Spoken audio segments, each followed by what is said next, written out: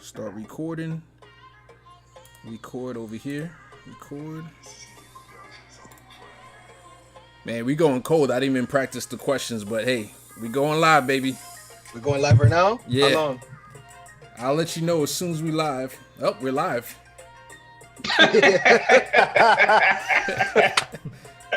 I'll let you know we are. What's going on, everybody? This is Case Study QB, and we are going live, baby. Live on a very eventful night. Man, right when we're about to start the show, we get the breaking news that the Supreme Court has a new justice. Let me introduce my guys first. Carlito, John, Gabe, Izzy, we are in here. The political junkies, we're going to save the world. Political junkies are going to save the world. So let's get right into the breaking news. Who wants to go first? Gabe does. Let out your anger. This is the time to let out your anger. Everybody wants to focus on the Republicans. Mm-hmm. You don't get mad at a tiger for being a tiger. You don't get mad at an animal for being an animal. The Republicans are animals. They're terrible. And you gotta just expect that. But the problem is that we have, in response to fascism, in response to illegalities and violations of our Constitution and all this good stuff, we got nobody doing us. There's no one that cares. The Democrats say they care, but they really don't care. And you can see that in every action that they do. They like having this boogeyman to run against because it's easy to run against a boogeyman. It's hard to run on a platform that inspires people to vote. It's very easy to say this guy's a fascist and we're your only alternative. And maybe you don't like all my policies, or maybe you don't like any of my policies, but you still got to vote for me because the alternative is fascism. And that's what we're seeing. And this is just another example of that situation. It's Obama's fault because Barack Obama didn't push through his justice. He didn't have the Senate, but he should have used his bully pulpit. Instead, they were arrogant and thought that Hillary was a shoo-in to win so that they didn't have to push that justice through. And sure enough, they were proven wrong. And now not only has he's appointed 1, 2, is this number 3? Yep. Number 3. 3 Supreme Court justices in 4 years. So listen, I agree. And 1 7 days before the election. I agree with you, Gabe, but as always, I have to get at you because you sound like those parents that got 2 kids. One is the big screw up that's always messing up. And then you have one that it's not as bad, but if they do one bad thing, you go at them harder because you expected better or they should have known better or something like that. Like, I hate the way the Democrats act. I agree that they don't want to win sometimes because it's better to have an excuse not to win because they're all bought by the same people. But at the same time, your anger has to be proportionate. I hate the Republicans are worse, period. All right. So don't try to leave them off the hook and just blame Democrats for being weak. They're weak and sometimes they're just colluding because they want the excuse. But don't make it sound like it's like they're worse or it's their fault, whatever. It's both of their faults, and Republicans are the worst because they're the ones that are just destroying the Constitution right now. They destroyed it back to back. They destroyed it back to back. You have well, that's them doing it though. The Democrats are either weak or colluding sometimes, depending on the situation. Like Obama, you said Obama was colluding in the healthcare because he killed the public option before we could even have it because he didn't want it. But still, Republicans want everybody to just die. Democrats are just losers. So you got to give proportional blame. Nah, the Democrats are just losers. They are used to losing and they want to put every excuse possible. And like you said, Republicans are the worst. They're a bunch of bullies. And that's what they do. They bully themselves around. And they have Fox News to do all their talking points and get all that 40% of the people be like, yeah, they had every right. So they violated the Constitution in 2016. They violated the Constitution again, and they will get away with it. The Democrats are atrocious. They're terrible. They just lose and lose and lose. They're the only party that could manage to lose twice while winning more votes. The first time they won 700,000 more votes in the year 2000, and somehow they let themselves lose. Then they get back into power in 2008 with a candidate that had probably the biggest mandate that we've seen. He had all three houses or all three branches of the government, and still, did they abolish the electoral college with that? Did they even recommend it? No. And then what happened again in 2016? They win 3 million more votes and they lose. If there was another country that had 3 million more votes and that person lost, we would be invading them right now, trying to bring freedom. So it's a preposterous system we have in this country. And what's going to happen now? We're going to get another wave. We're going to get the Democrats into power in the Senate, in the House, and we're going to have all the power. You know what they're going to do? They're going to do nothing. Are they going to pack the court? They're not going to pack the court. They're just going to roll over, and they're going to let the Supreme Court over. They're going to pass laws, and the Supreme Court is going to overturn the laws that they passed with three houses of government. It's preposterous. So let me hold on 1 second, John. I want to jump in real quick and talk about two things. Nancy Pelosi, and then what do we want to see? What reforms we want to see if the Democrats take over? But John, go ahead with your point, and then I'm going to jump in with those questions. Like I totally agree. I think they totally are a bunch of losers. But can they really be that bad? Like really, like they have to pack the court. Like they have no choice. Like if they don't pack the court, that's totally that's just beyond. I don't even know what the word is to be a beyond losers. Like they have no choice. Like the Republican let them no choice. There's no there's 7 days to election. There's over 67 million people already voted. Mm-hmm. So what are they going to do? They should go in, expand the court, and screw it. And the Republicans are going to be violation of the Constitution. But who cares at this point? Mm-hmm. Everything's on the table. So my question there's a legal process. So my question is, and I was joking offline before we went on, where are the arrows in the quiver? This is what Nancy Pelosi said, and of course I'm sure any of us here didn't believe she was actually going to do anything. But if you're going to show your hand and say you're going to do something, we got to see something, and we got to hold her accountable. She's going to run for Speaker of the House again. This is a notch against her for that speakership again. And then two, I want to talk about what you guys would like to see. Me personally, I would like to see the idea that every 18 years you see a new Supreme Court justice has to come down, and the current president, appoints a new one. Carlito, you was about to say something? Was that you? I don't even want to think that far ahead, man. I don't want to even think that far ahead. You're not ready to think that far ahead? Immediately, Nancy got to go. Yeah. She's obviously horrible at her job. Mm-hmm. She had options. She had arrows in her quiver. She didn't use them. Yeah. Especially impeachment. They didn't do anything. You can just impeach just to delay. And excuses that I heard is no, you're going to get their base riled up. Boy, their base already riled up. There's nothing you can do to get them more pissed off and get them to do more than they're already going to do now. So that's just a stupid excuse. They would have actually gotten the base that hates them to vote for them. The people that are still don't want to vote for Joe Biden will probably been oh, snap. They fighting. So we're going to vote for these guys because they're actually fighting. Nancy doesn't do the stimulus for the people just because who cares? She wants to not give Trump a win or whoever or whatever she wants. She doesn't even fight for the court. Yeah. And I guarantee you all the Democrats, and probably even including everybody's girl AOC, will vote for her for Speaker of the House again. I doubt that, man. I don't know, man. You know what? I don't know. I don't care. We'll see when we get there. Whatever. She already said she's gonna run again. Who's gonna stand against Nancy? Who? Come on. Barbara Lee, right? Right, Case? Yeah, I like Barbara Lee, but I talked to somebody that has an inside. He used to be, or I'm not going to give away too much information, but he's a DC guy. And he literally said he doesn't have anybody that he knows of that could run against Nancy Pelosi.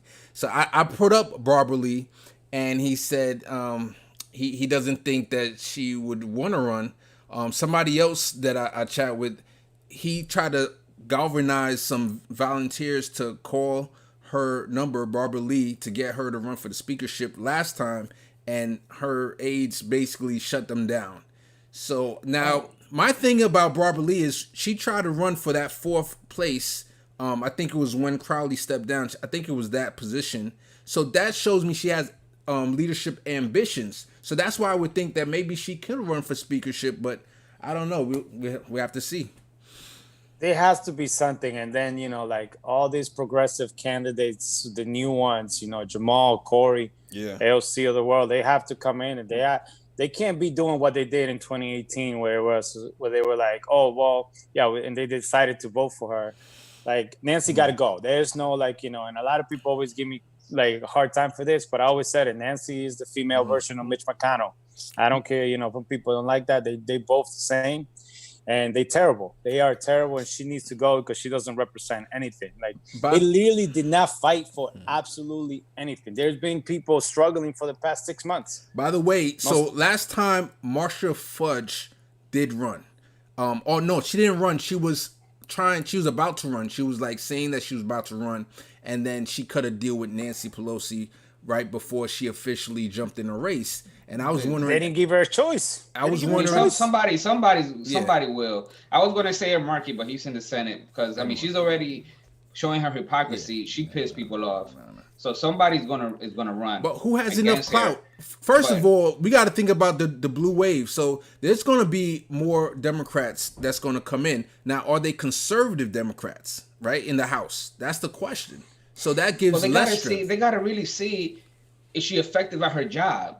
Whoever it is, even if they choose somebody that's, centrist or whatever, it can't be her because she's weak. She's bad at her job. She's a failure. So obviously somebody has to step up, even if it's somebody, maybe if it would have been Crowley when he was in there. So Tim Ryan is always a guy who wants to run. Hold on one second. Tim Ryan is always a guy who's been trying to run for House speakership, but the problem is he's to the right of Nancy Pelosi. Do we want him to run, Carlito?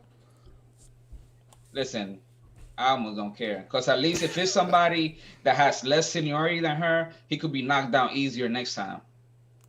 It's like they all afraid of her. Like, right? They used the excuse in 2018. Well, Nancy could stand to Trump, so we're going to use her. What are they going to do? Well, Nancy used to work with Obama, and they got a lot done. So it'll be very well for her to work with Joe Biden.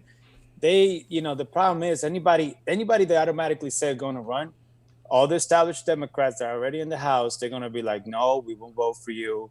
Try to work a deal instead. We need to be together. We can't show no divisiveness amongst ourselves, and we all got to back our candidate.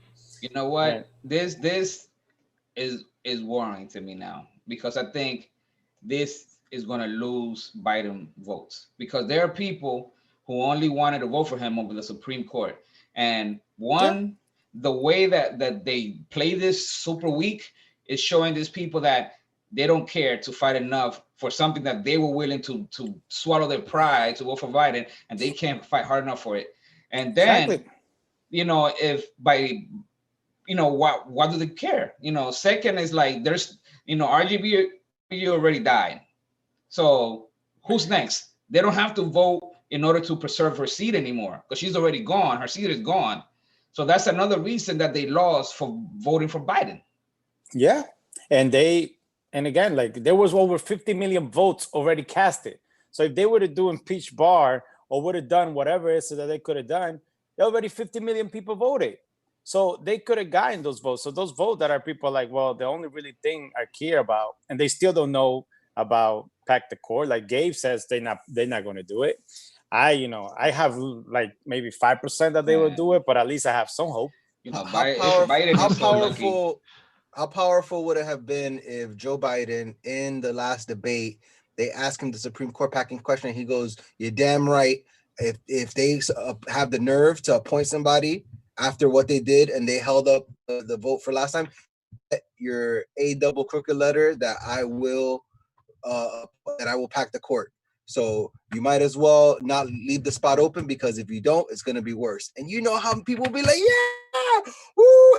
This will be like, "Yeah, let them know, show them the straight." Said, "No, I'm not gonna talk about that because Democrats are weak. They're just weak." At the very least, he could have lie, even if you're not gonna do it. Yeah, at least just say everything's on the table. Everything's on the table. We'll see when we get there. If they do something that it makes it necessary, then it's on the table. You never know. I'm willing to do it. All right, I'm about to piss everybody off. Go ahead, Izzy. What is the actual? I mean, we know that they're all beholden to the same donors, essentially, right? But what is the reason that they are so weak? Like, what is the behind-the-scenes reason that they are this weak?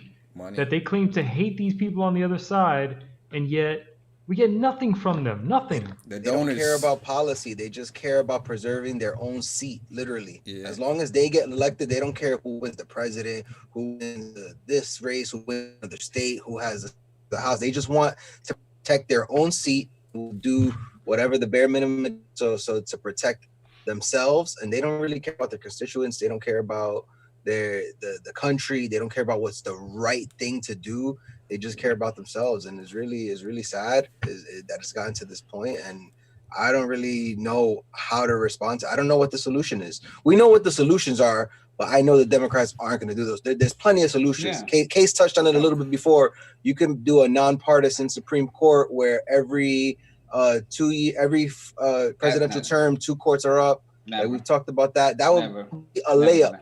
Never gonna happen. No, They're not even. not going to do that, man. Even Democrats will be against, like But- progressives will be against that. Because that's like, okay, right when we have power, assuming progressives take all the houses, you want to hamstring us? That's like doing pay-go after you already have power. You don't want to do that. The one thing that I could see that is more immediate that could happen is form a progressive version of the Tea Party. You want to be obstructionist towards your own party. They got to be held accountable. If you don't come with the goods when it comes to bills, we're not going to vote for it, and you're going to just lose it to Republicans. Now, that's the only thing I could see that could be immediately effective.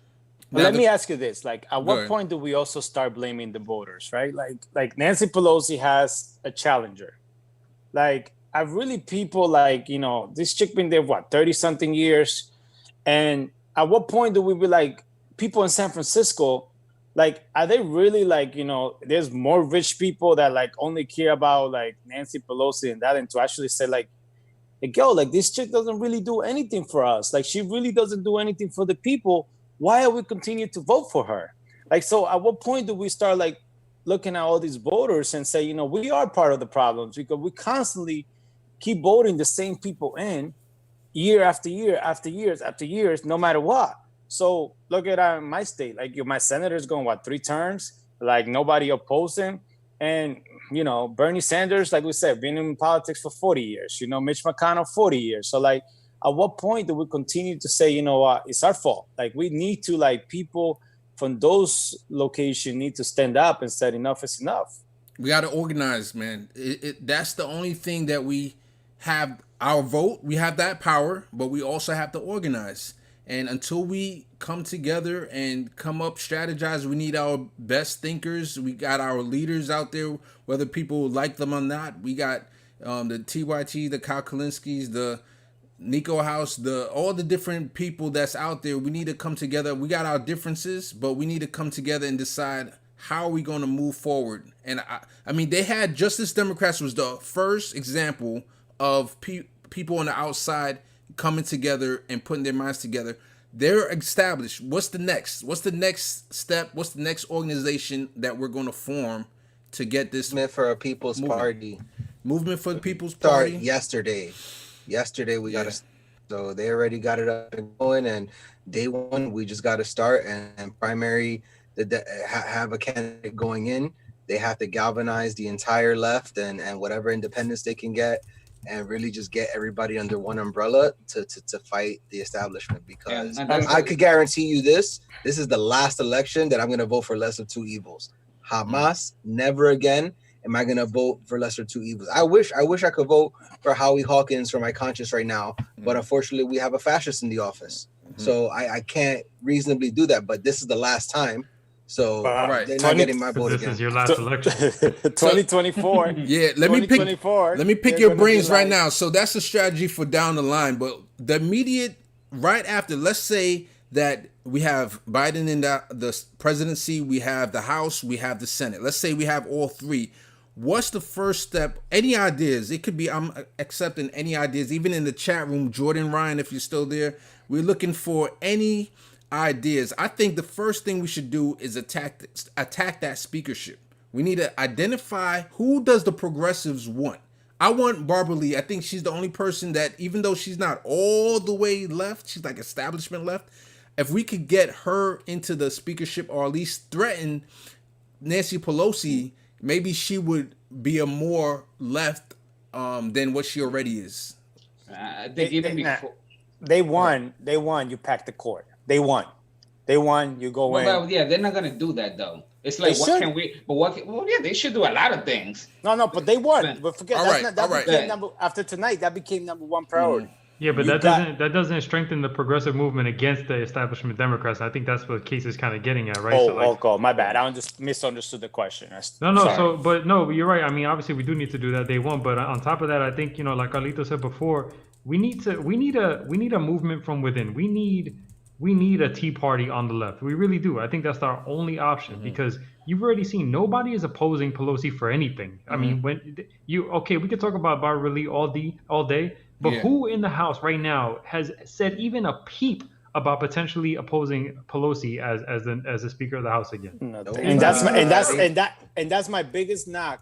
I'm an AOC fan. I like it. And that's my biggest knock on her. Like she went opposed, and then she kind of just cuddled to her. Like, I guess there's a lot of stuff that we may or may not know, but that's the only one. That's one of the biggest knock that I have on her, that she just doesn't stand up to Pelosi, and that's what I kind of thought that she was going to do. Well, we'll see what's going to happen next time around. All right, so let me jump in real quick. I want to give a shout out again to my guy Jordan Ryan, and he brought up Wolfpack, which basically is money in politics. If we let's put pressure on AOC. To say, hey, we need to have a strong money out of politics bill. If we could get anything out of Nancy Pelosi becoming Speaker again, you know, if she's going to be the furthest left that we can have, AOC, we need you to get this money out of politics bill through, so that within the first 100 days, so that at least in 2024 we don't have to worry about this problem. What you guys think? I like that, because if you think about like AOC like pushing the Green New Deal, right? That's something fairly easy for Pelosi to be like, yeah, of course we support that. I'll put my name on that. But if you put out a real money out of politics bill as AOC, it'd be really hard to get Pelosi to legitimately support that, because that's where she gets her power from. Yes. So you put that pressure on her and you kind of pit that against her. And then from there, when she votes no, that's when you could really be like, all right, it's time to split apart. We're no longer your best buddies anymore, especially if we have Biden in the presidency. That's really the time for AOC to grab power and say, okay, now it's time for us progressives to run and do our own thing. And any bills that you guys put out, if we don't support you, tough luck. Good luck, you know, getting some Republicans to start voting for you. Listen, and money out of politics is a bipartisan issue. So even some Republicans in the House could be persuaded to vote for that. You know, and I'm glad you brought up Wolfpack. You know, that I am monthly recurring. I got monthly recurring donations going over there. Money in politics is my number one issue with a bullet. Period. If you take care of that, a lot of these issues that we're talking about, they'll take care of themselves, man, because at least it'll be the people that have the voice and not whoever gives them the most money. Money out of politics, it only has 65 to 77% of people that support it. So because of that, you know it's not going to pass. You can see everything that when you look at the correlation between public position and laws that pass, it's always whatever people want more of is something that never passes, and whatever people with money want, that's what passes. So that's why Wolfpack is working inside the states, and they're putting bills in the states and shooting for a constitutional convention for that. All right, so we're going to start wrapping it up. Go ahead, John, and then we're going to wrap up this topic and go on to the next one. Go ahead, John. How awesome would it be if, like, you know, if a miracle happened and Nancy actually ended up losing? So a message for the people in San Francisco: vote Nancy out. Yeah, so I'm going to button up this conversation. The next step is organize. I think we should be talking about this now heavy. I mean, every show moving forward, we got to talk about how are we going to organize. The first step is the speakership. Forget everything else. Who do we want as speaker? I think Barbara Lee. If we go with Barbara Lee, or they had the other person that was thinking about being the VP for Joe Biden. I can't think of her name right now. She was a black woman. One of those people. Go ahead, John. You remember her name? You know, real quick. I know you want to wrap up. Maybe what AOC able to do to tell someone, like, if we don't run against Nancy, then I'm going to run against Chuck in 2022. So maybe that could be a point of where she could work a deal that get Nancy out and she would not run against Chuck, so Chuck could stay in the Senate. Chuck needs to go too. Is that worth it though? Is that a worth it trade? Get them all out. For the establishment Republicans, you know what I mean? I don't know. If you're trying to get the speaker out, just play politics with them. After you get Nancy out, then do what they do. Do what they do to progressive, right? Do what they do to progressive. Oh, I changed my mind. I changed my mind. That's all right. So, yeah, we need to decide how are we going to organize for the speakership. I want to focus on that. I know we could go broader and say, okay, money out of politics, the court. The first thing is that speakership. Who gets in there? And we need to decide, who do we want? We got to then push that person so hard that Nancy, which I'll be honest with you, she might become speaker again, but at least we can pressure that she doesn't do pay-go or she does more leftist. We could pressure her to do more left policy legislation. All right. Nancy's not doing anything for us. The progressive caucus needs to be progressive. All right. So I'm not going to do the like and subscribe, but I want to give a shout out again to Jordan Ryan, who's in our chat. If anybody else is in the chat, give us a chat and I'll shout you out as well. And we're going to go on to our first topic. So, how big will the blue wave be? And this is going to be an interesting conversation. We have a couple articles. The first article we're going to talk about is Lindsey Graham and how he complained and he was crying about the record breaking that Jamie Harrison had. And then the next article we're going to talk about is the Montana Senate race and how that could be a race that can go from red to blue. And then there's 12 House seats that are very close that can either go, that's leaning blue.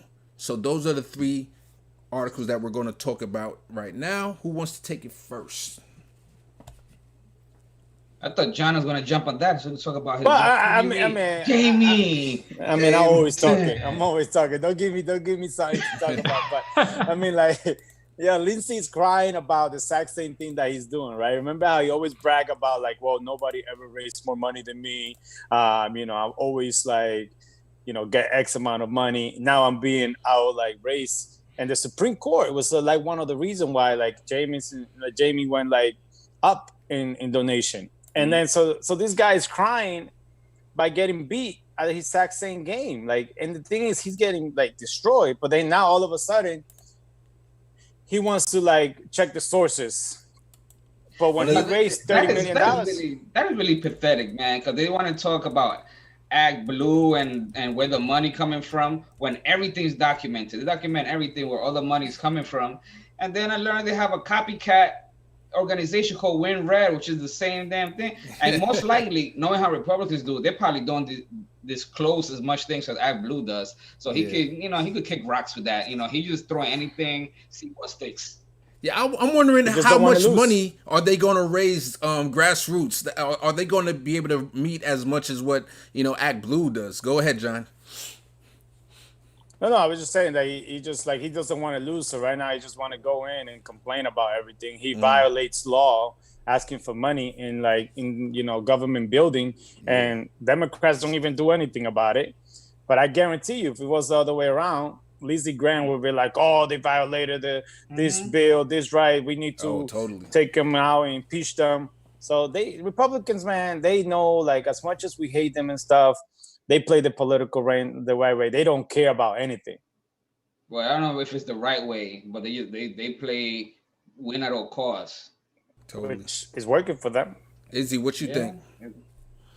I mean, I was looking at the stats before, right? John, you were talking about the how much everybody raised. So, yeah, I mean, Harrison is up 57 million compared to Graham's 28 million, which is more than double, which is insane. He broke the record for the most raised by any Senate candidate in U.S. history. But even still, the race is a toss-up, and I think it leans in Graham's favor. Obviously, it's his state. You can understand that. But, man, I mean, how do you double your opponent who already raised almost 30 million, and you're still in a toss-up state? That's scary to me. I mean that's because it's a red state, man. The monies will help them be even close. If not, he wouldn't even be close. He wouldn't even be close because when they did the race at the beginning, right? South Carolina, nobody even thought about it. They thought South Carolina was not even in the part of the conversation. I agree. It's just scary. But I mean, at the same time, you have, I don't know if you guys saw, A couple days ago, there was a report from I think the Daily Mail or something like that, where Trump gave a speech to his donors, and he was like secretly, he was like, I think the Senate is tough. Actually, the Senate is very tough. So he was kind of alluding to the fact that even he thinks that it might be hard for them to keep their majority there. So that's definitely good news in that sense. It's very rare that he's honest about something, and I think he was probably being honest there. I mean, that's why they're doing everything they can to win and to get the Supreme Court seat, because they got it. Yeah, I mean, but this is why, because if they wait any longer, we have so many states that are toss up that they might not have the majority in the Senate. And I just want to remind people that this is the thing that like people quick, John, like people that watch us needs to understand, like they confirm a Supreme Court justice in less than a month. A week before the election. And a week before the election, they spent 265 days, I think it was, fighting a vacancy, saying that, and they got away with it both times. So again, like, at what point do we tell the voters, like, what's going on? Not only that, John, they said, I remember Ted Cruz said that if Hillary Clinton would have won, they would have held that seat open for like 4 years, for another 4 years, just to keep it open. And they probably would have got away with it. Yeah. All right, I want to move on to this other article that we're going to talk about for this segment, and this is from Vox. I want to give a shout out to the author, Elia Nelson, and this is basically talking about the Montana Senate race, and I'm going to read a passage from here. Bullock is certainly not embracing Trump, but he, much like Biden, is running on the idea that there still is attainable compromise between the two parties. Perhaps the biggest sign of danger for Daines is Trump's slipping approval rating in a state he won overwhelmingly 4 years ago. The Montana State University poll found that the president has a 7-point lead over Joe Biden compared to a 16-point polling lead over Hillary Clinton in October of 2016. And the latest polling result echoes a troubling national trend for Republican politics. So my question to you guys is, as I switch back to you, is this is another kind of Joe Manchin-ish kind of centrist blue dog Democrat. Is how much hindrance of the progressive movement is somebody like this going to have? Like, is it worth it? What you guys think? Having him. Take it. Yeah. Take it. You got to take it. Okay. Yeah. Because with him, you can work something and say, look, like, you got 6 years. You got 6 years here. You're coming in. Yeah. We could give you some deals, some extra jobs over there if you support this bill. Yeah. But a Republican, they're gonna be like, nope, I don't care what you offer me. I'm not voting for that. I agree with you. At least, I mean, we could say, well, it's gonna be a one term. Most likely gonna be a one term regardless. Yeah. Even if we do great. Maybe not. Yeah, and let me throw this one more thing at what you. What about who? Where's is that from where John Tester was from? He was from Montana? Yeah, he was from Montana. Yeah. Yeah, I mean, he did his thing over there, and they sometimes got Democrat governors and too. So you never know, man. You can't just take assume defeat from the beginning, man. Let me show you what Bullock did as governor, because he was the governor, and that's the reason why he's so popular in that state and could win. It says, since being elected governor in 2012, Bullock passed major bills in Medicaid expansion, a dark money ban, boom, that sounds very interesting, and an infrastructure bill, boom, that's also, I would like to see an infrastructure bill, all working with Republican-controlled state legislation. Now, I would like to see what was the quality of those dark money bans and infrastructure bill. I would love to dig deeper into that to find out. But that's better than what the Republicans are giving us right now. That's for sure. I mean, I'll take it anyway, man, because if we take whatever we could get until we have a progressive president. Because if we have a progressive president, how Obama wasn't, you could push these guys to pass your progressive legislation. If Obama would have been strong, again, as Joe mentioned, we could have had better, ACA bill. Same could happen with this guy if we have a different president, 4 years from now that succeeds Biden. So I mean, you always gotta take every win. We gotta stop eating our own. The only thing though is that we gotta primary the heck out of these people, man. We can't just assume. We like, all right, we together now against Trump, blah, blah, blah. But as soon as Trump is out, You getting primary, son. Yeah, And let me remind you all that, you know, based on that article that we talked about a few shows ago, where, you know, Trump is basically going to steal this election no matter what. Remember, I brought up that example about, or that analogy with Doctor Strange in Avengers, where he was calculating all those scenarios. Yeah. There was one scenario where the Avengers won. In this case, there's one scenario where we don't have a high chance of Trump robbing this election, and it's if we win the Senate and keep the House. And obviously Biden has to be elected, obviously. So if you have all three chambers, it is very, very difficult, increasingly difficult for Trump to try and steal this election. So, you know, to your point, you know, is it worth it? Yeah, it's absolutely worth it in this case. One thing that's really interesting to me just about the blue wave in general is that I remember 3 years ago, 2 years ago, it wasn't even in the realm of possibility that we could win the Senate. You know, it was like not even something that was considered. It was definitely we could keep the House, but the Senate probably is not in play, and then we'll see where we are in 2022. And the fact not only does it look like we can potentially, or I don't even have to say, but the Democrats could actually take the Senate as well as maintain the House and take the Senate handily. It's a positive sign that fascism will be stopped, but you know, I'm just very concerned about what's next. So how big, the original question is how big is this blue wave going to be? I have the feeling it's going to be massive. I have the feeling it's going to be a blue tsunami. It's going to be a blue typhoon. It's going to be a massive wipeout of the Republicans and a rebuke of Trump.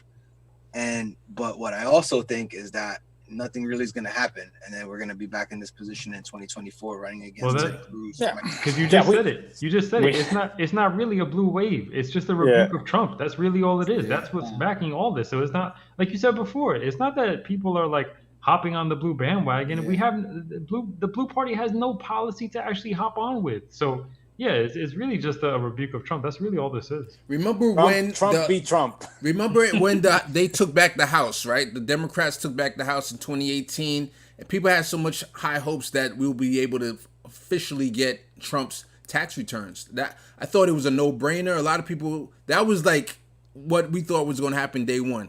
They never got Trump's tax returns. Well, you know, that's because there were some Democrats that didn't want that to happen because they had the same kind of secrets in their tax returns. Exactly. Let me go money out of politics, man. Money out of politics. Exactly. I'm going to go to the third article for this segment, the final one that we're going to touch on, and this is from Joseph Chow from The Hill, and it basically talks about the 12 House races. First of all, I want to ask you guys, this is a question for my political junkies.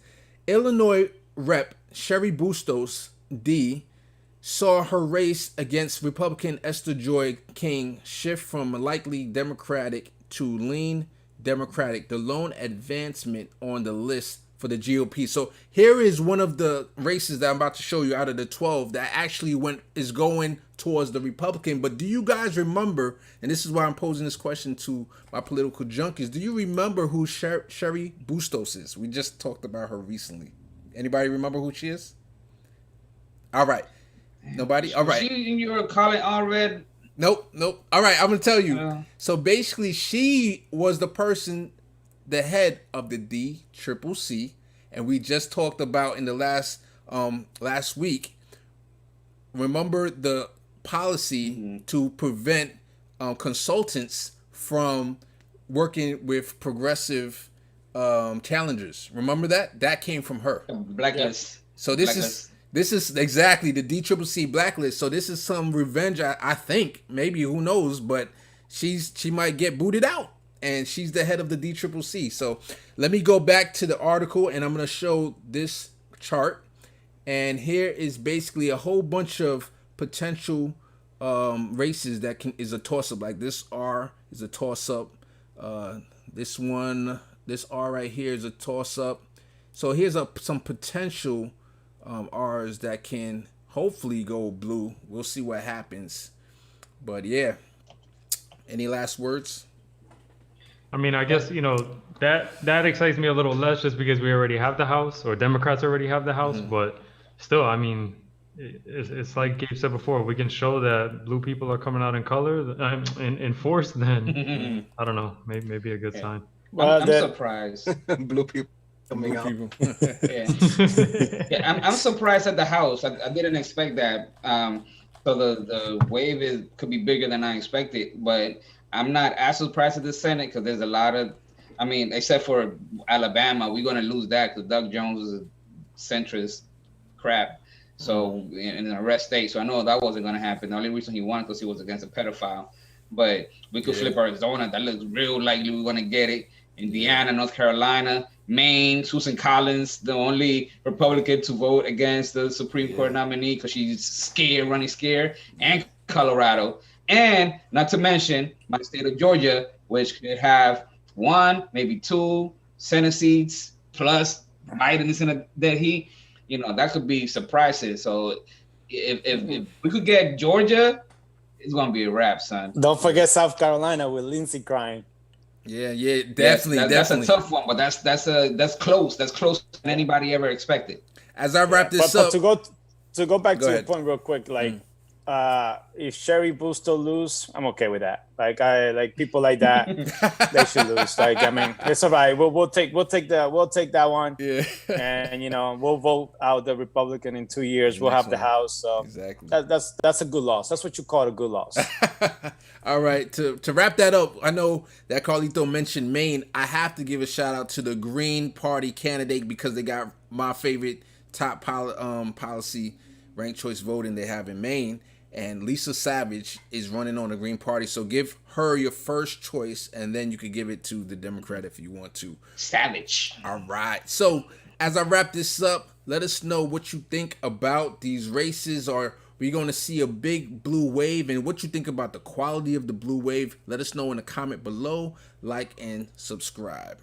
All right. We're going to move on to the next topic. Digital surveillance company uses thought crime methods. And the question is social media helping to bring 1984 to pass? And basically, I'm going to show you the article right here. This is from The Intercept. Twitter surveillance startup targets communities of color for the police. And it's about this corporation or organization called Data Miner. And basically, let me read this to you. In July, The Intercept reported that Data Miner leveraging its status as an official Twitter partner, surveilled the Black Lives Matter protests that surged across the country in the wake of the police killing of George Floyd. They have since been adopted by media outlets, the military, police departments, and various other organizations seeking real-time alerts on chaos and strife. So before I continue on, I'm going to give it to my panels if anyone want to discuss this. Anyone want to jump in? I think we're already in 1984. I think we've been there for a long time. If you watch The Social Dilemma on Netflix, we're being surveilled constantly, and our data is being sold for corporate gain, for capitalist gain, and also for these what do you call it? These I don't know, these officials that can just basically these law enforcement officials that can just do whatever they want with the data. For those who watch, what do you call it, Westworld? This is like a bootleg Rehoboam, is the way I see it. Like this service, it has all of these holes, it has all of these issues, but it's literally being used real time to surveil us and try and figure out who the criminals are going to be before they even become criminals. It's insane. At some point, I think they're even pulling data on minors, on teens, because the system that they built isn't even like weeding people out based on their age. So they're just focusing on these lower income areas and trying to get data on even minors just because they may seem like they're part of a gang or something like that. It's insane. Yeah, the part that I like the least about this thing is how even unsophisticated it is. Like we talked before about how in the algorithms, people bring their own bias. Yeah. So they're writing to what they know. So they already bringing their own bias into it. But then this data miner company is even worse because they have a lot of people just scraping through Twitter, and it's a bunch of white people looking at neighborhoods they don't even know, being supervised by white cops, they don't know anything about those neighborhoods, and focusing on minority neighborhoods specifically. So it's like they're not even pretending to be unbiased in this time, man. Yep, totally agree with you. That's what always happened, though, right? The color of your skin automatically, or the neighborhood that you live in, it automatically makes you a criminal in their eyes. So yep, they want to keep you there. They want to be able to you stay there, and they want to do everything to keep you in that neighborhood. And if they don't keep you in that neighborhood, then they send you to prison. All right, let me go back to the article real quick and show you some more things. It says, this is interesting. Data miners' early backers included Twitter and the CIA. That's a red flag right there. Some other things I highlighted. But despite promise of advanced crime-sniffing technology, the company has at times relied on prejudice-prone tropes and hunches to determine who, where, and what looks dangerous. That's exactly what Carlito was talking about just now. Police gang database are typically poorly regulated and have become notorious vehicles for discrimination, policing, unjust sentencing, and the criminalization of children. That's what Izzy mentioned earlier. They're filled with the names of thousands of young people who never actually accused of any crime. But in recent years, social media monitoring has become an important way to fill gang databases.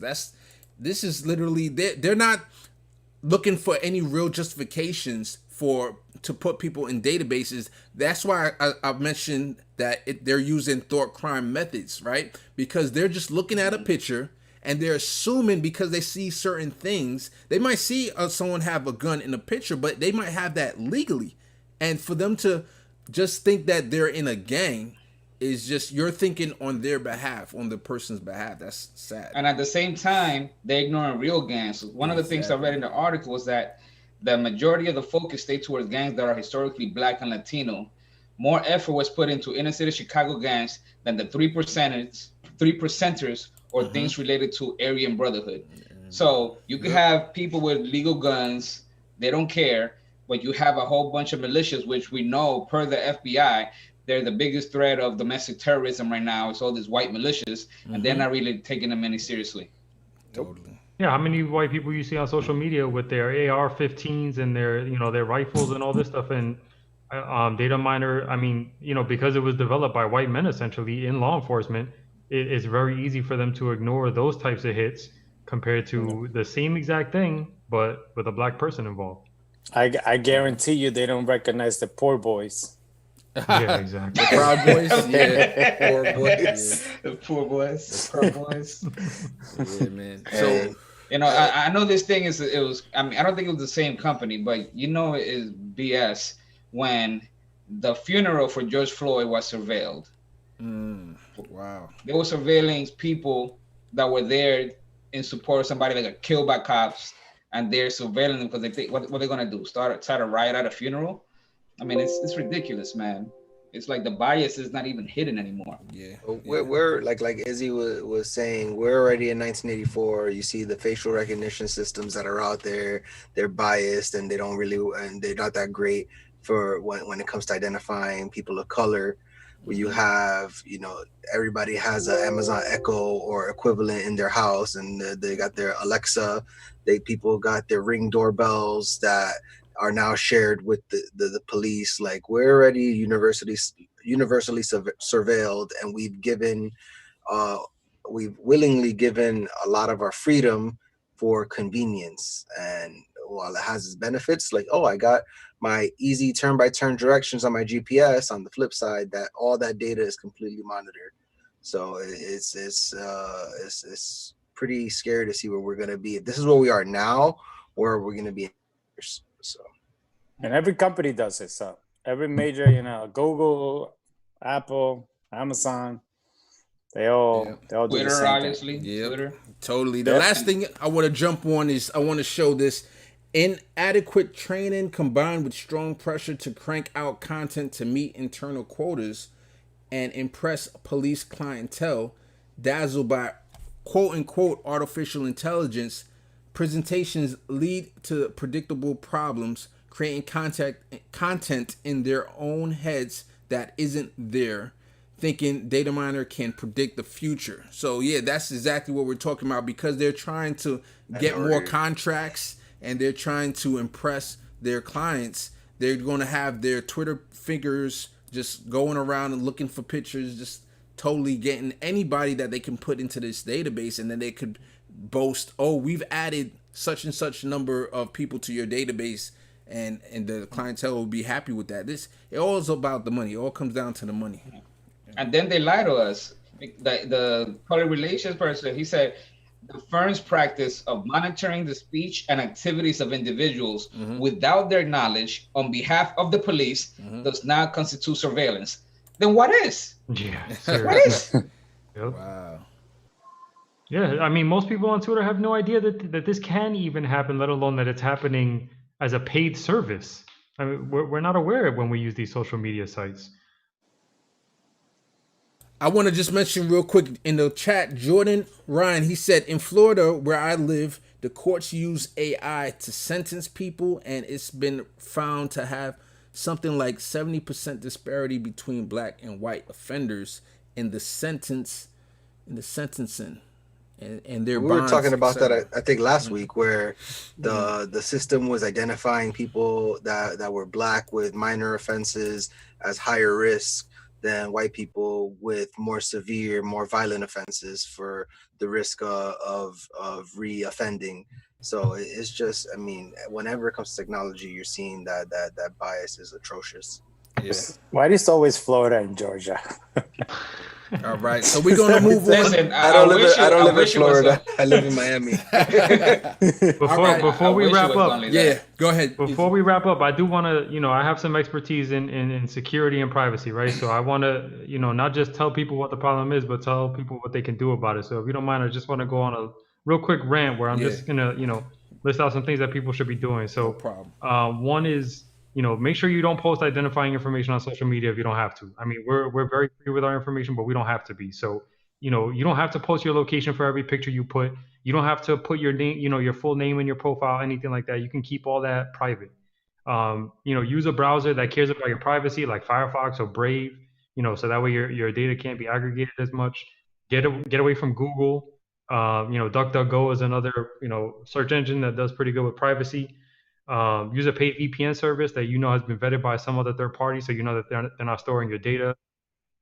Be very careful with like the apps that you install and the permissions that you give them. Remove app permissions from apps that don't need it, even if you use those apps every day. Instagram does not need your location to function, neither does Twitter.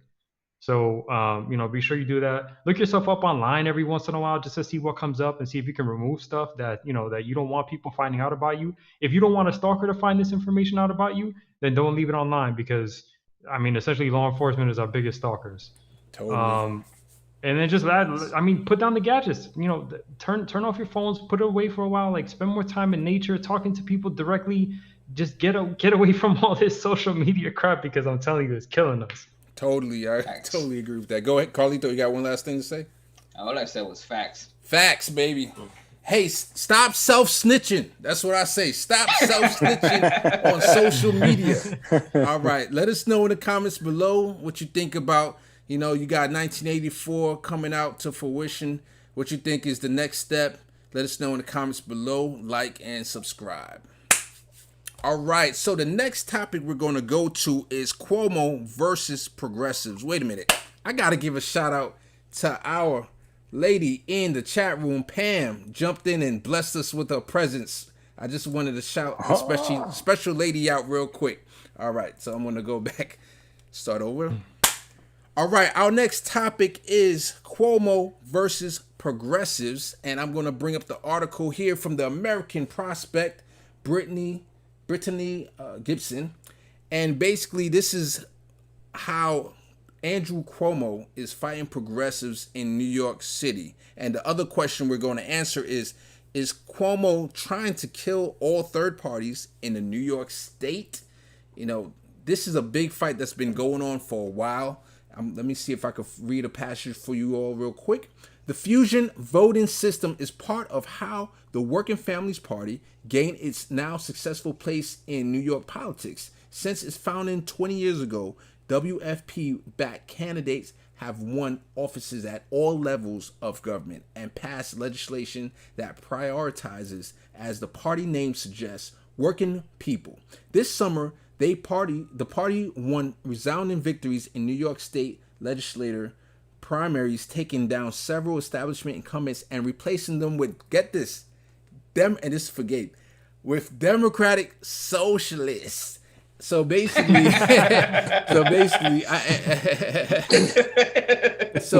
what Cuomo and his cohorts are trying to do is they're trying to raise the minimum. It was 50,000 votes before, and then now they raised it. They're trying to raise it to, matter of fact, I think they did already, to 130,000 votes, or 2% of the total voter turnout, whichever one is higher. So before we move on to the next part of the article, I want to give it back to the panel. Let's chat about it. Yeah, so you said 130,000 votes, right? But actually, we're going to have record turnout this year. So really, that number is going to come out to way higher than that, because if you take 2% of whatever the turnout is going to be, we're looking at probably close to 200,000 votes that are going to be needed by the WFP just to stay on the ballot. Yeah. And I mean, we talked before about, like, you know, the establishment, you know, like what's the real challenge to the establishment in the House, right? I mean, in this case, New York, Cuomo doesn't have to worry about Republicans. Nope. He knows that his antithesis, like his what do you call it? His party that's against him is the Progressive Party. Yeah. I mean, he knows that that's the party that has the most power, that you know, has the potential to really do real damage to him. So that's why he's trying to get them knocked off the ballot. I'll say also 33 WFP-backed candidates won contested state primaries in June, and another 4 congressional candidates won their primaries. So it just goes to show that this party has real power, is winning real elections, and you can see why Cuomo's so scared of them. Yeah, and you know he's scared because this is like revenge, because Cynthia Nixon, she got like 500,000 votes against him in 2018, I think it was. So this is like a direct, like, blowback from him, you know, trying to get revenge on the Working Families Party because of it. And we know he's only scared of the left, because if this policy of 130,000 votes would have been into effect in 2018, none of the other parties would have been eligible other than the Conservative Party. Exactly. So, you know, he doesn't care about them so much. He's not afraid. As a matter of fact, he works with Republicans a lot of the times. Yeah. So he only cares about challenge from the left. George Carlin said, "Is one big party and we ain't in it." Yeah. And that's what it is that Cuomo is not scared of Republicans because they like doing the tennis match back and forth. It's the same thing with Democrats throughout the country. You see how easily and how strong they can get when it comes to fighting against progressives. You see them pull out all these strategies and all this chess and all this stuff that you were like, wow, even here they're going to voter suppression is their strategy, just like it was done in Pennsylvania recently. They got the Green Party off the presidential ballot. Yeah. So it's like when you don't have anything to run for, you have to, they're scared of a progressive movement, because if a progressive movement gets in and you get a progressive president, progressive governor, progressive senators, there's no going back to the corporatism. Yeah. Once people start getting, wait, you mean they pass Medicare for all? Yeah. They're never going to vote for corporatism after that. You're going to get just taxpayer funding, all these things, and then the economy is going to shoot up because we're investing in ourselves versus just all our money to the crazy patients. So when it comes to Cuomo, it's sad to see how vehemently and how viciously they fight against progressives and anyone on left of their center, because you know, and one of the things that goes unsaid regarding this possible blue wave is, besides the Senate and the House, the Democrats win a lot of state seats too. They could possibly have a lot of states where they could control the state House, Senate, and governor mansion. So, you know, it could be a blue wave that way as well, and that's gonna be even better for progressives. Yep. Yeah. And the thing is, you remember, is how funny is, like, what was it, like back in March and February, everybody's like, Cuomo for president 2024, Cuomo, and people were even talking about possibly having Cuomo replace Biden and all this stuff like this. Every like day, it's just like you get more and more of like Cuomo true color, like, you know, people that know about this guy. But the establishment may fall behind him in 2024, you know, but I don't know, man. I don't think, you know, we're going to be here, like Gabe said earlier, right? 2024, the lesser of two evils. Yeah. They're going to be like, it's going to be Cuomo or is it going to be Trump again? And then Gabe is going to be like... Bro, that's the Republicans' best move is just run Trump again. Oh, my God. Oh, my God. They will. All right, so Trump again. I want to show you guys this other part of the article, and I just want to button down this point. So Cuomo did try in March 2019. Cuomo and other Democratic elites pushed to ban fusion voting, but came up short, right? So he tried to do it himself, but the new viability thresholds were determined by the Public Campaign Financing Commission. So these people right here, they're the ones that pushed it through, which is also authorized to vote on statewide election issues last November. Now, this is something that I thought was very curious. Where is it? Right here. U.S. Senate Minority Leader Chuck Schumer tweeted that the commission should have been focused on money in politics, not fusion voting. Jermaine Williams called it Trumpian behavior. Now, all of a sudden, we're seeing Chuck Schumer doing some progressives, making some progressive head fakes, like as if another progressive might challenge him in 2022. What you guys think about that? I was very surprised by that quote. I was honestly, when I saw that, I was like, wait, did I read that right? Was that really Schumer? Like, honestly, I was very surprised by that for him to go against Cuomo in that way. Yeah. Another thing I'll say too, real quick, is that, you know, I'm very happy that the WFP exists, and you know they definitely have their place. But as a person who votes in New York, I've seen people on my WFP line. They're not exactly the true progressives that we would talk about on this channel either. You know what I mean? They're really just Democrats for the most part who are establishment that maybe lean a little bit left. You know, probably even to the right of AOC, and we all know that AOC, as good as she is, you know, she's not fully to the left the way we wish she was. So, you know, for these people to be fighting this hard against people that are on this WFP line that aren't even really all that progressive, it just goes to show how weak they are and how scared they are. Yeah, and one thing we know that we know they're not that progressive is after they endorsed Bernie in 2015 and he got a 85% of the membership vote, this time around in 2019 the leadership endorsed Elizabeth Warren, out of all people. They endorsed Elizabeth Warren, and because the leadership, that's who they wanted, pretty much. The way that they have it set up is that they have the leadership vote and then they have the member vote. It's like a few dozen versus like 20, 30,000, I don't know how many, but they hold the same amount of weight. And by the end, Warren got like 60% or something like that. So that meant that it had to be like all the leadership and a little bit of the membership.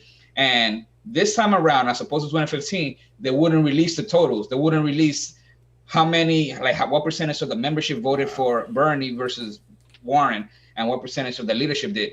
So all that means is that they all went for Warren, and then the membership was like, nah, we want Bernie. We wanted Bernie in 2015. We want him even more now. What sense does this make? But the leadership, some kind of deal or whatever, and you know, and that's what they endorsed. Eventually, when Warren jumped out, that's when they went and endorsed Bernie, but that was too late. So they got their own super delegates, basically. So this is gonna get me in trouble. But what do you say? Like, are they just like the new Justice Democrat that doing ads for like Biden and stuff? Not at all. No, because the Justice Democrats are doing it after the fact. You know, they want it. You know, they're just trying to beat Trump right now. Yeah. The Working Families Party, when there still was a chance to beat Biden, they didn't try to. Yeah. And if you want to know something about the Working Families Party, is that in the race between AOC and Joe Crowley, the Working Families Party endorsed Joe Crowley. He actually was on the ballot against AOC on the Working Family. I believe he was on the ballot. Izzy, you could correct me. He said he couldn't get off because it was too late. Yeah. But he was definitely on the ballot under the WFP, yes. But they get funded by unions typically, and that was another way that Andrew Cuomo signaled a punishment to the Working Family Party was to have unions who back Cuomo. they pulled a lot of their money out of there. So they're really reliant on money, which explains why they do certain head fakes towards people like the establishment. Yeah. One thing we know about Cuomo is that he knows how to raise money, and then he knows how to give contracts with the people that help him out and give him money. Totally. I just want to throw this last quote real quick, John. I'm going to come to you after this. I like this strong statement from Jamal Bowman. He said, Governor Cuomo is funded by the corporate elites. That's who supports his campaigns. That who funds his campaigns, who will be on both the Democratic Party line and the WFP line. And the governor also surrounds himself with former Republican operatives that view budgets through an austerity lens and not through a values lens in terms of being a true democratic state and truly being for working class people. Go ahead, John. Yeah, no, I was just going to say, like, if you want to look at, like, what a corrupt college politician looks like, just look at Cuomo. Yeah, a Machiavellian. He's very tricky. He's a smart guy that you don't want to be your enemy. But unfortunately, I proudly call him my enemy. And I want him to definitely go down. Every time he makes a move, I'm going to expose him, even though we don't have 1 million subscribers yet. But I want this guy to be in a bad shape if he does run in 2024. We're going to make it happen. All right. Any other last comments? Number one. Yeah, I don't understand how people could get excited. Like, if people just read about him and, like, just learn a little, like, how could... That's why I was shocked when people were like, he brought New York cases rate down. Like, dude, you created that. You created your own problem, so you try to fix your own problem. Everybody's like, he's everybody's hero. He's going on his brother's show every day to talk about how great of a job he's doing. And to BS. Yeah, totally. So any last words before we finish this up? I just want to... Go ahead. I was just going to say, just to people who are listening who are from New York, you know, again, the WFP is not the be-all, end-all solution for us progressives, but please vote on their line this year. So even if you're voting for Biden, even if you're voting for the establishment, vote on the WFP line so we can keep them on the ballot. Totally. So in the comments below, let us know, what do you think of Andrew Cuomo, right? Is he enemy number one for 2024? Or is Gavin Newsom, he's on my list too, because he vetoed ranked choice voting. So you let me know. That guy. Or unless you have a third person, let us know in the comments below who's your enemy number one for who might run in 2024. Like and subscribe. Kamala Harris. All right. That's what I was going to say. Oh, hey, that's a good one. Kamala, get it right. Get it right. All right. So I know, Carlito, I have your article queued up, but I want to do a think tank. We haven't done a think tank in a while, so I'm just going to do it. It probably might not take that long, and then we're going to go to your article, okay? All right. In the progressive think tank with the PJs, we're going to talk about an idea. I did not talk to my guys about this yet, so I'm going to find out what they think about my idea for the very first time right now. And my idea is to abolish political ads. Now, I was going to say specifically TV ads, but then I remembered that, they do ads on Facebook, on other social media too. So the reason why, you might ask, why abolish political ads? Because candidates have to get their message out, right? You're correct. I think that that's a way that people who are establishment, the big corporations, a lot of their money that they put it into these TV ads, and it gives them a great advantage over grassroots candidates who don't get a chance to brand their names or get their names out there, right? So let me throw that out there to my guys first, get what they think, and then I'm going to come with a solution to this problem. So anybody jump in. I like the idea, and I think that, because of the freaking mess we're in on social media when it comes to Facebook ads and how they can't control any of the information that goes on in there, like they can't fact check in it, or they choose not to anyway. You have ads coming from all different sources that are political ads. If you just say nope, all these ads are banned, you get rid of all those problems. And obviously these candidates are still going to have ways to get their messages out. So I actually like the idea. Okay. Carlito. I've heard that in the UK they do a very short election season and get people time public airwaves where they just get like a half or 2 hours. I'm completely speaking off of something that have to do research, but that to me sounds like a good idea where you have everybody, instead of these debates with the snippy back and forth and this, you just get somebody to just give you their platform. This is what I believe, this is how I would accomplish it, and you do it in long form. Give them up to 2 hours, 3 hours to just give their whole plan. And you could have somebody giving them some general questions in response, but and make sure that they're able to defend their plan, but get them on record in long form. It goes back to cases, political gauntlet, progressive political gauntlet. It's just a very similar thing where you just get them and they each can give their policies, and whoever has the better policy will win. Versus you start getting into tax and this, and it's just our political season for 2024 is going to start in January. We're already going to start campaigning for president for next year. It's like a never-ending cycle. It's sickening, and it would be nice to have something like that where there's a limit where you can't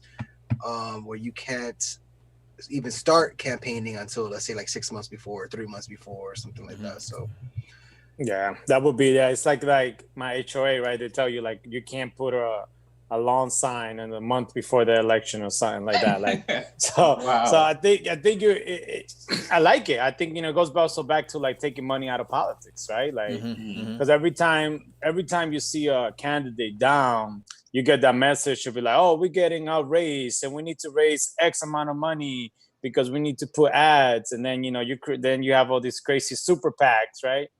That all of a sudden nobody knows where the money's coming from.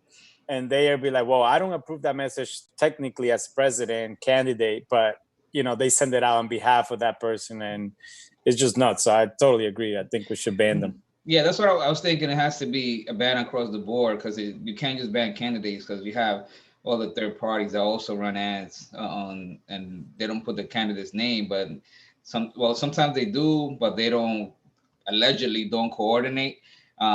And sometimes it's just attack ads against the other person without mentioning the candidate that they're supporting. So it has to be a ban that goes across the board for the candidates and anybody else, any corporations, nobody could do it. That's the only way I see it to be possible.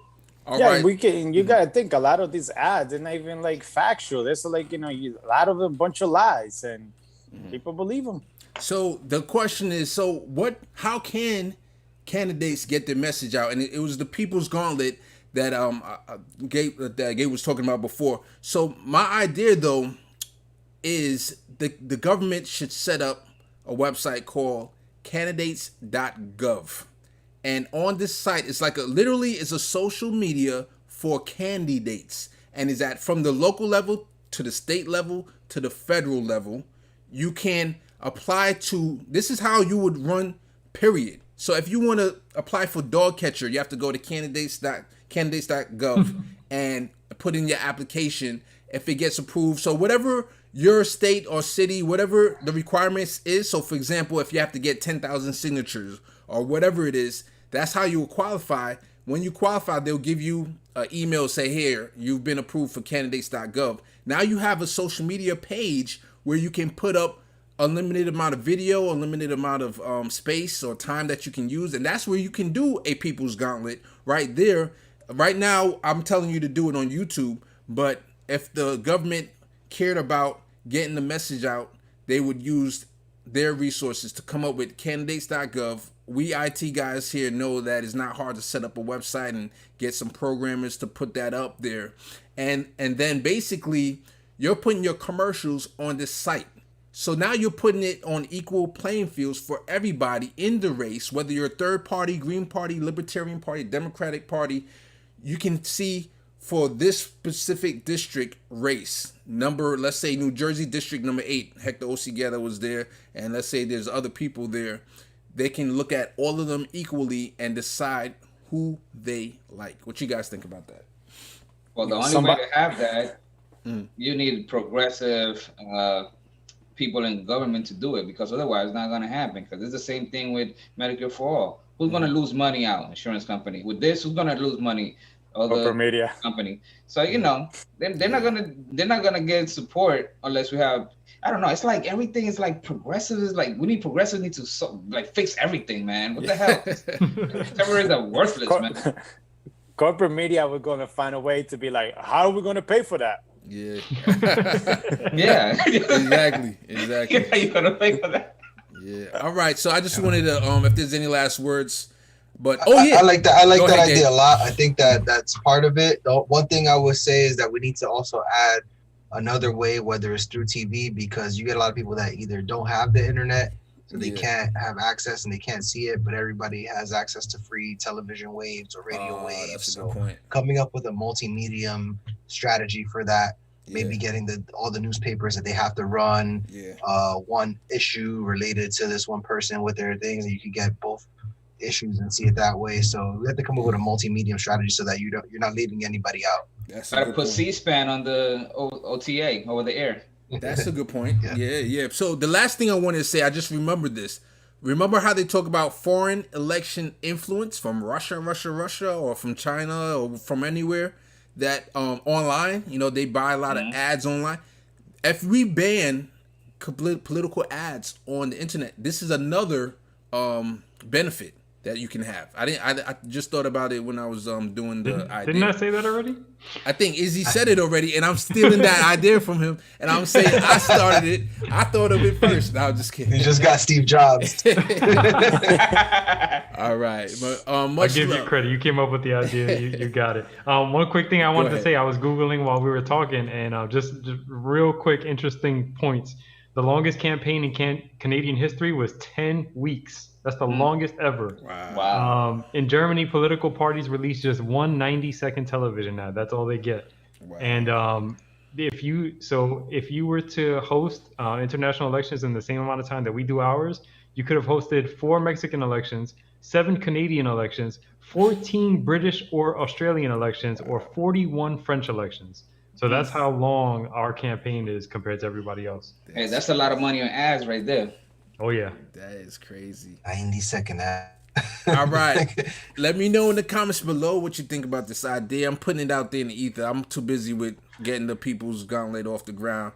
But hopefully, AOC, if you're listening, candidates.gov, Jamal Bowman, Corey Bush, somebody send this video to them. Send it to them. All right. Like and subscribe. Now I'm going to go to this next article. What time we got? 9:42. We're doing pretty good on time. All right. So this is the article. Trump appointee resigns. Wait, hold on. Casey went to John. Oh, my bad. Thank you so much. Thank you so much. Let me go back. I go back to my peoples. All right. Let me start. I'll start this segment over one more time. All right, so this next article is going to be about Trump appointee resigns over the president's order removing job protections for many civil servants. Look, let me say that one more time. Trump appointee resigns over the president's order removing job protections for many civil servants. Carlito. Yeah, so this was a guy named Ronald Sanders. He's been a government employee over multiple administrations, Republican and Democrat. And he basically resigned in protest because Trump put in a new executive order where basically jobs like his, where they're basically apolitical, have nothing to do with party, can now be appointed. And also people could be fired almost at will. And it's a way of Trump of hiring people that are loyal versus people that are competent. And Fascist. yeah, fascist, pretty much. And this is very dangerous because as we have seen already with the CDC and the health services and the post office, he's getting people to destroy them from inside, the EPA as well. I mean, those are appointed positions, but so imagine if you appoint people for basically every job related to the government, and just fire them at will if they're not loyal. I mean, we also have the Fed, where they're trying to, they were already trying to confirm a lot of people that are basically loyal versus being competent at their job. Just imagine every facet of government being loyal to one person. It's scary.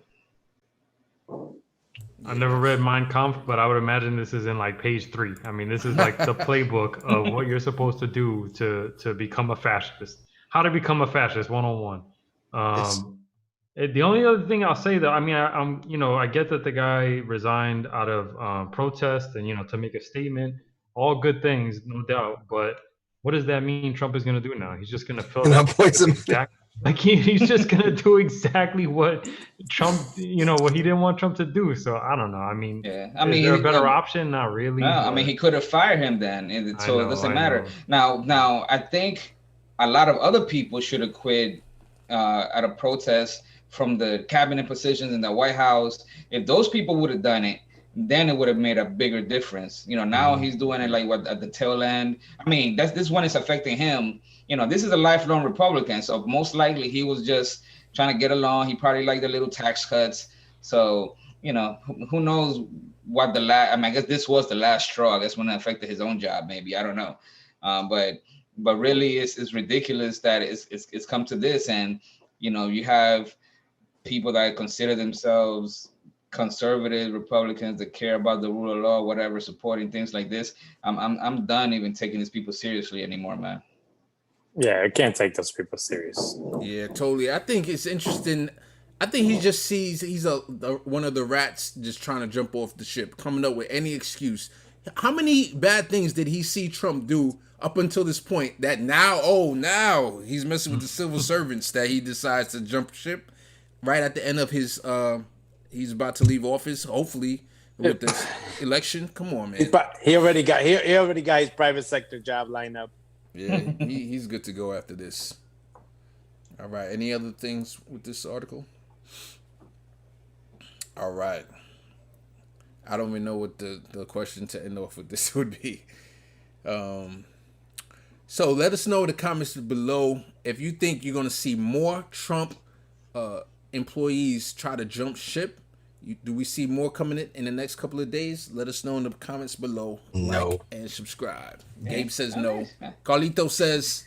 now, so this we talk about, waiting to the last minute. This is where everybody's going to join the Lincoln Project. Last second. now that if they see the writing on the wall, they'll be like, "Yo, let me pretend that I was against this whole time." Yeah, I'm waiting for Kellyanne Conway to come out. I'm waiting for her to turn. That's when you know. Oh man, that's when you know. Her daughter gonna flame her. Like and subscribe. All right.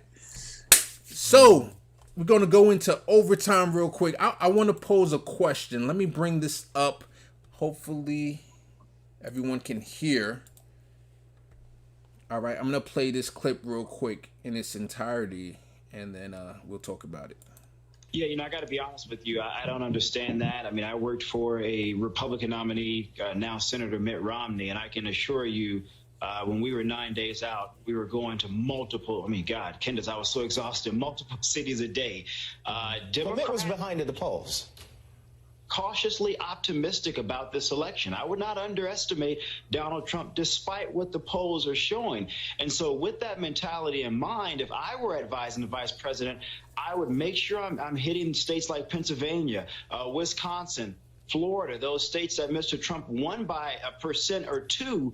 And if I have to double up, meaning visit those places more than once, I would do so. You cannot take days off, Candace, this close to a pivotal election where we know absentee ballots are going to be contested and some of them will be discarded. You have to have all of those things in mind, if you will, as you think about the math of what it will take to get to that 270 electoral votes. Jetta, some might argue, though. All right. I'm gonna show that. Carlito, this reminds me of your local team. That's the 28-3 in the Super Bowl where the Atlanta Falcons were ahead and they just try to run out the clock and they stop getting aggressive. And it's scary that even no matter what's happening right now, no matter all the polls that are showing that Biden's dominating, the hubris and Biden's the first candidate that didn't have to run for president, that he was anointed because he didn't run in the primary. There were states that he won that he literally did not have a campaign office in. He's the first presidential candidate that didn't have to run for president. It was just given to him. So first of all, let me correct you first. That's not my team. I don't watch Concussion Ball, so keep going. I think again, but it is part of the playbook. The playbook that they run is the less he talk, the less they see him, the less he's gonna mess up, and so people like it's actually what works. Like, people don't want to be hearing Biden talking and then just messing up, and even though in the debates, I gotta give him credit. In the debates, he held his own. Like he did pretty good. So. But yeah, just stay in the basement for 7 more days. You got 67 million vote. Hopefully a lot of them are Democratic. November 3rd, I think people already. If you haven't made up your mind, 7 days. 7 days before the election, like what is really gonna matter? So it is part of the playbook. Obama's telling him like, "Hey Joe, just stay in your basement. Don't come out." So, and then that guy, I forgot, I didn't catch his name, but he lost me the minute he said he worked for Mitt Romney. So, he says,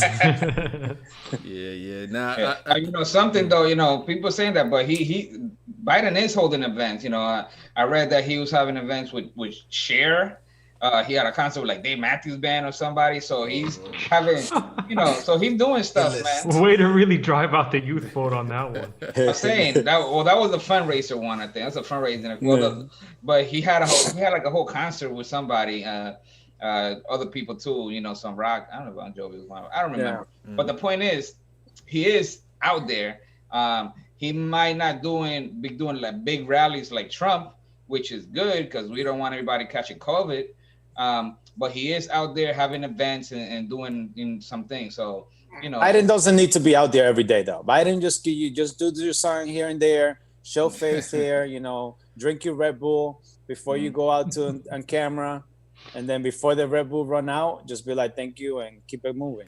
But they're trying to push that, narrative that he doesn't want to be out there, whatever, but he really is. Maybe he shouldn't be as much as you, but he really is trying right now. Go ahead, Gabe.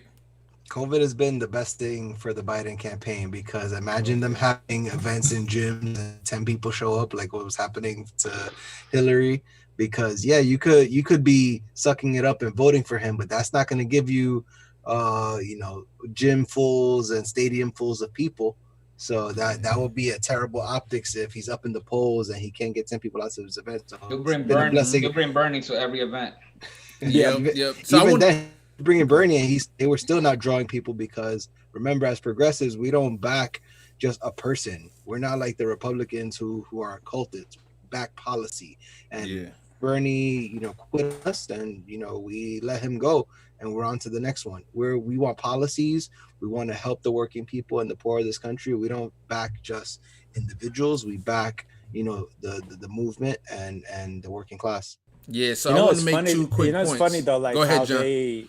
How they all of a sudden, like, the establishment is. I forgot. I think it was a video that you, Case, we put in our account where they were like, "Oh, we would like to thank AOC and Bernie for pulling all these people for Joe Biden."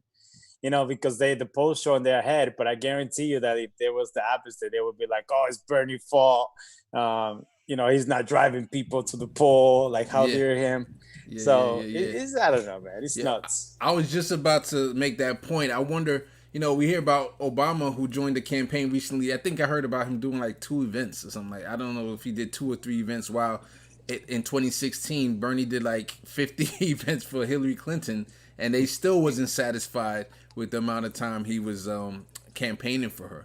And then the second point I want to make is how bad is our electoral system when literally the candidate it benefits a candidate to stay out of the spotlight, to not speak, and that would help them to win. How bad is the candidate?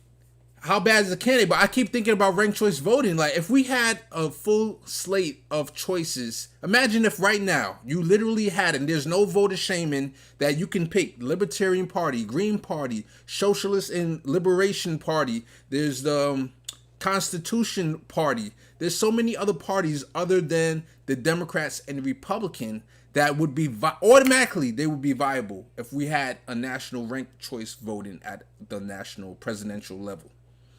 Yeah. Unless Cuomo was president, because then he would get rid of fusion voting. But just think about how bad. Think about how bad is that your playbook is to stay like away from the spotlight. Then that's your winning playbook. That's how depressing this election is. Like that's your playbook. Your playbook is the less that people see of you, the better it is, and the more like vote you could potentially get.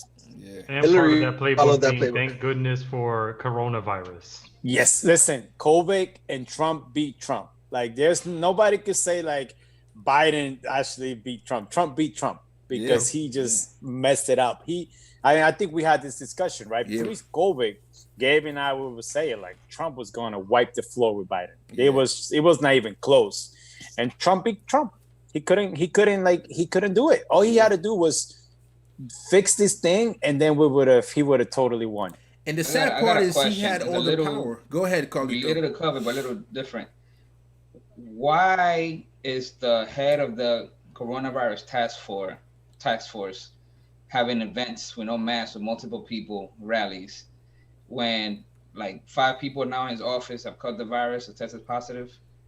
Who is the head of his task force? Mike Pence. Oh, dude. That should answer your question. Yeah. So what I'm saying, he's the head of the task force. He's supposed to be showing an example to people, even more than Trump, because Trump, we know he's don't care. But I mean, Pence at least sometimes try to pretend that he cared at all, and he's out there no mask. I don't know if he like Trump threatened him, he was gonna kick him or punch him in the face if he wore a mask or something. Like what? I don't get it. No, or mother. Dude, we're talking about Republicans, man. Come on, like Republicans don't lead by example in anything. So the point. Tell me, like the last Republican that did something that was like, oh yeah, we led by example. So to John, to your point that you were talking about before about how bad Donald Trump's policy and his political instincts has been, I was thinking something that I would do. And the thing is, back then he did not even have the power of the presidency. Right now he has the power of the presidency. What I would do is create an executive order, like allowing Medicare for all, which is already in place. So it's not like it's a program that needs to be started from scratch. During the COVID, I would put in an executive order that everyone's going to get Medicare for all. Now, yes, the House has the power of the purse, but even if they deny it, right? Let's say they say no, or let's say it goes to the courts and the courts deny it or whatever, it at least shows me I'm trying to do something for the people. You know what I'm saying? You have that power of the presidency. You have the bully pulpit. He could win. He could come back. I don't know. He could do it. Because if Trump could take money away to build his wall, exactly, Biden will say the same thing. That's my point. And then if they have to take it to the Supreme Court, I mean, they're going to have to go back on their own words because they're letting Trump do it. So they're going to go. You know, I mean, they're more than willing to be hypocrites and flip flop. I understand that, but at least show the people that they're crap. Yeah, just show them. You got to put them in a spot where they have to show their true colors, man. Exactly. You can't just assume that they're going to be. Oh no, they're gonna stop me, so I won't even try. No, you gotta try. You gotta do everything you can. So they gotta put the name to a face. They gotta put their face and to their votes. They gotta put the name to every vote. You know, you gotta make them known what kind of people they are, and you can't do that by being weak. Totally. So, in the comments below, let me know what you think. Did you agree? I saw a lot of comments that agreed with everybody here that said Joe Biden should just stay in the basement. Even Kyle Kalinske in that tweet. yes, they can stay. Joe, if you're listening to us, just don't come out. The next time you gotta come out is when you win. If you win, that's it. We don't want to see you. Yeah.